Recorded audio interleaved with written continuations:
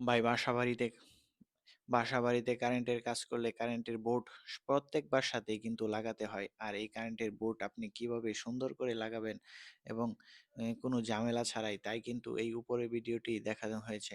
আপনারা ভিডিওটা কন্টিনিউ করতে থাকেন, তাহলে কিন্তু খুব সুন্দরভাবে শিখতে পারবেন যে সঠিক নিয়মে কিভাবে কারেন্টের বোর্ড লাগানো যায়। এই নিয়মে যদি আপনি কারেন্টের বোর্ড লাগান তাহলে কিন্তু ভিতরে কোনোভাবে শর্ট সার্কিট হওয়ার সম্ভাবনা থাকবে না। দেখেন ভিডিওটি সম্পূর্ণ করতে থাকুন, কন্টিনিউ।